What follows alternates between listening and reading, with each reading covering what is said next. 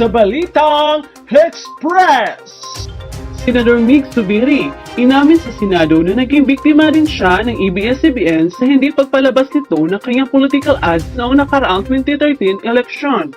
Panoorin ang buong detalye sa video nito.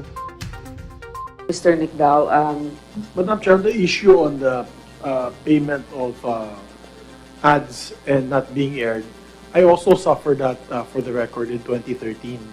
I actually had a discussion with, I already spoke to Mark Lopez and Carlo Catibak about it on what, ano mga hakbang na ginawa nila para hindi mangyari muli yan. Kasi masakit sa amin. In 2013, I ran in the opposition, una, and we really felt that we had a difficult time coming into the networks and putting our ads. Kasi syempre, hirap na nga kami nasa opposition at kung nakakuha na tayo ng pondo, nakafile ka ng ad space, tapos ang sama ng loob mo na hindi pinalabas.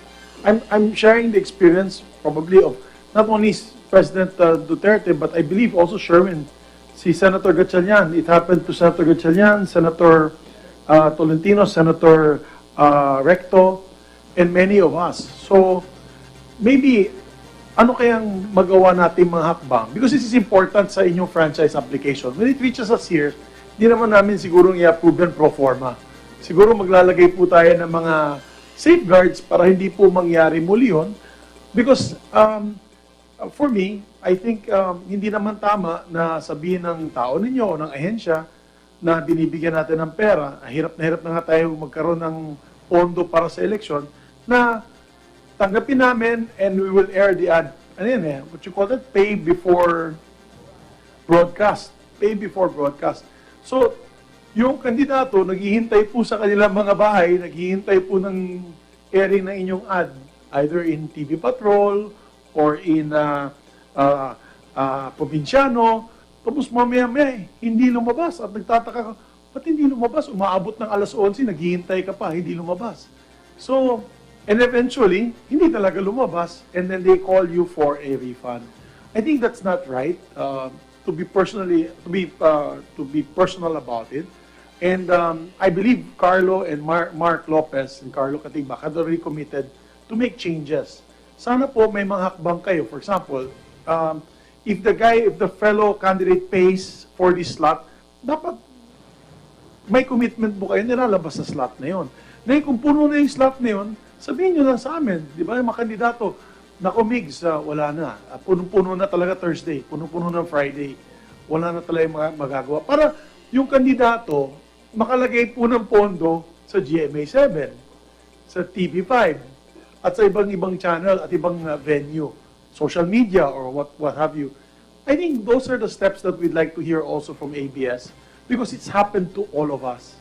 Maybe ask Chairman ABS to respond on that appeal by those of us who had gone through that excruciating experience of not having our ads aired and then refunded na lang after. Mr. Catibak. Yeah, thank you, Madam Chair, Your Honor. Maybe just a quick background on why the spots are normally played before broadcast.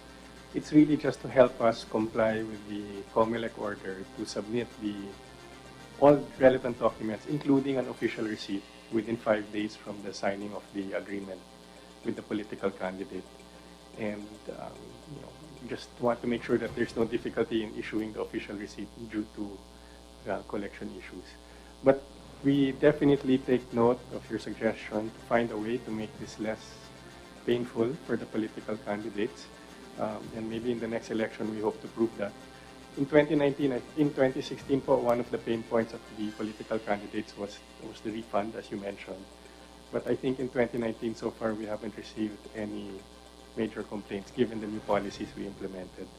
So as we said earlier, we continue to try and improve on our shortcomings, and we hope that in the succeeding elections, we do a better job of things.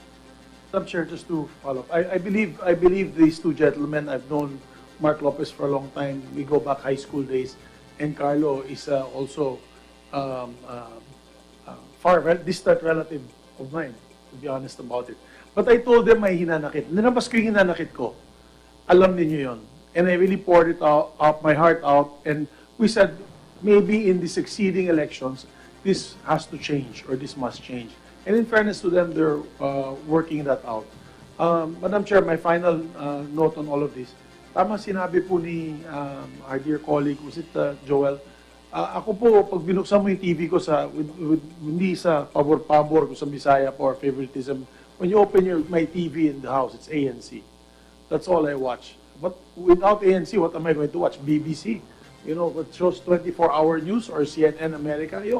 I'd like to continue with the programming, and we'd like to see that programming. But we have to take necessary steps so that we do not, continue the practices that we feel as legislators, the unfair practices during election time for these media outlets.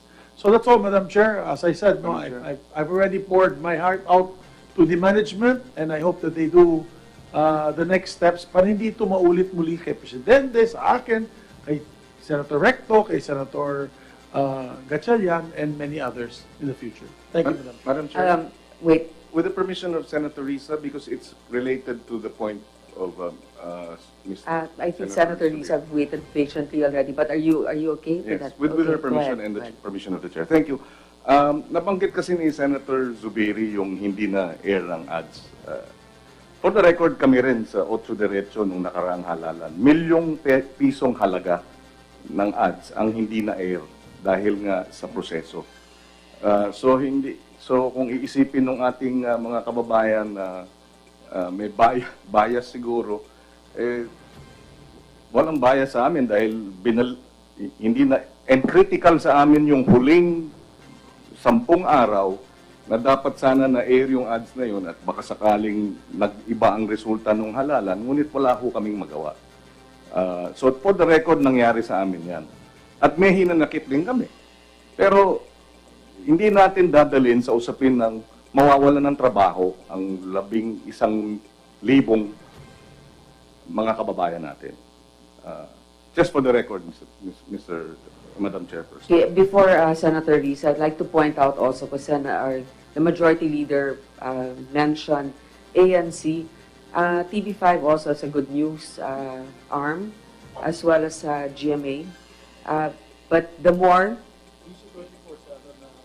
hindi daw 24/7. See, na news. So I guess we need to take note of that. Kailangan natin ng more 24/7 news. So wag bawasan, dagdagan. Senator Risa. Thank you, Chair. Una, for the record, kaugnay nung isang tanong ni Chair, I'd also like to point out that black propaganda is also prevalent on Facebook, for one. So perhaps, Madam Chair, Congress could also look into regulation and self-regulation in social media platforms, particularly during elections. And just to clarify, Madam Chair, self-regulation and regulation, not prior restraint, never censorship. Pangalawa ko, I hope that bago matapos itong ating hearing, mabalikan yung tanong namin ni Senator Gatchalian kanina tungkol sa mga PDR, pati yung yung exact terms niya, and do these actually grant foreigners voting rights. Para sa akin, Madam Chair, mahalaga din itong tanong namin ito dahil ito rin yung isang isyong ginagamit ngayon laban sa Rappler, dito sa mga hamon laban sa freedom of the press sa ating bansa. And then sa ABS-CBN muli, narinig ko namang malinaw yung pagsagot nyo sa tanong na totoo bang tumanggi kayong i-air yung isang political ad ni Presidente. So, salamat sa paglilinaw na hindi nyo in-air pero hindi nyo na-air. At na-appreciate ko yung pagiging bukas nyo sa mga mungkahi ni Majority Leader how to keep on improving that situation moving forward. Na publicly state na rin ni Presidente na mas maigi na yung mga may-ari ng ABS-CBN ay ibenta nyo na lang yung kumpanya. Na-approach na ba kayo ng may anumang alok na bilihin na nga yung kumpanya ninyo? Madam Chair, Your Honor, we have not received any formal proposal or formal offer to acquire ABS po. Alright. At totoo ba na ang ABS-CBN ang pinaka matanda o luma o unang television broadcaster sa Southeast Asia? Yes po, after Japan. After Japan. So pangalawa po kayo. Ano pong pinaplano ng kumpanya ninyo kung yung franchise ninyo ay hindi i-renew ng Kongreso? If for the first time in your decades bilang pangalawang broadcaster di lang sa bansa, sa rehiyon, kung hindi kayo pagbigyan. At yan ang ating balita. Maraming salamat sa inyong pagsubaybay. Ito ang Balitang Express.